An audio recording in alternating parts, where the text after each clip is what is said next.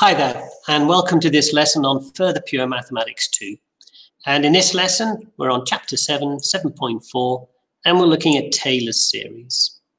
In a previous lesson, we met Maclaren's series, which allows us to work out a series expansion in ascending powers of x for any function.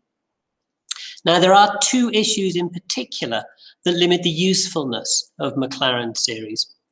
The first is that the series is only valid if the function and its derivatives exist at x equals 0. This means that functions such as log x, which is not defined at x equals 0, cannot be expanded using Maclaren's series.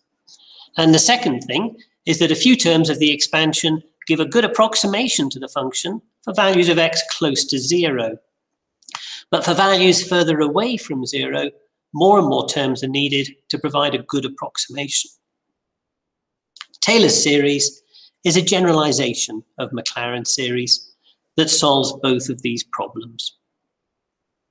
It comes in two different forms, and the first form is very similar to Maclaren's series. Instead of having f of x, you have f of x plus a, but then it's the same, except instead of having the value of the function and its derivatives at 0, you have the values of the function and its derivatives at a. The second version replaces x with x minus a, which gives us f of x equals this. The difference being that instead of having ascending powers of x, we have ascending powers of x minus a. And for certain questions, this form is more useful. These expansions are known as Taylor series expansions of f of x at the point x equals a, or about the point x equals a. They're only valid if f of n, so the derivatives of the function, exist and are finite for all n, and for values of x for which the series converges. Okay, let's have a look at a question. Example 1. Find the Taylor series expansion of e to the minus x in powers of x plus 5, up to and including the term in x plus 5 cubed. Now, the first thing you have to do on a Taylor series question is decide which of these two versions of the formula you're going to use. It's always pretty clear from the question. So in this case, the question is said powers of x plus 5, up to and including the term in x plus 5 cubed, which is clearly this second version that we have here. So that's the version that we'll be using. In this question, f of x is e to the minus x. We do need to be a little bit careful with a. You'll notice in the Taylor series expansion, we have x minus a squared, and x minus a cubed. Whereas in the question, we have x plus 5, up to the term in x plus 5 cubed, which means that a will equal minus 5 in this question. We then substitute in for f of x and a into the Taylor series, which gives us that. And then all we have to do is find the value of the function and its derivatives at minus 5. Okay, I'll let you have a go at finishing the question off. So pause the video, have a go, and come back to me when you're ready. Okay, let's have a look at this. So the function's e to the minus x. We need to differentiate that, which will give us minus e to the minus x, differentiate it again, and differentiate it a third time. Then we need to find the values of those at x equals minus 5. So the value of the function at minus 5 will be e to the 5. The differential will be minus e to the 5. The second differential, e to the 5. And the third differential, minus e to the 5. And then all we have to do is substitute those values into the Taylor series expansion. Substituting them in gives us that. And that is the answer. Every single term has got e to the 5 in it. So we could simplify it a little by factorizing and taking out e to the 5, which would give us that. Okay, question 2.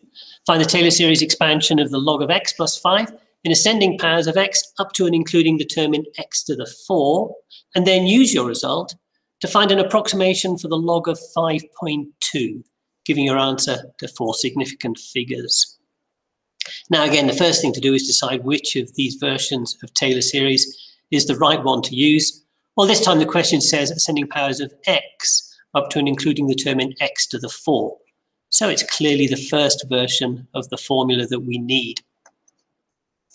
this question, f of x is log x, and this time a is equal to plus 5. You notice we've got log x plus 5 here, and the formula is for f of x plus a. So a will equal plus 5 this time.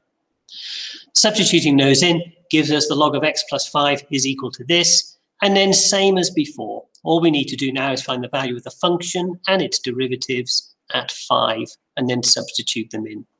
I'll let you have a go at doing that. Pause the video, have a go, come back to me when you're ready. Okay, let's have a look.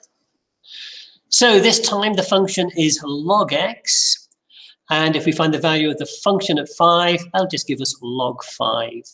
If we differentiate log x, that gives us 1 over x. If we substitute in 5, that gives us a fifth. If we differentiate 1 over x, we get minus 1 over x squared. Substituting in 5 gives us minus 1 over 25. Differentiate again, we'll get 2 over x cubed. And substituting in 5 will give us 2 over 125.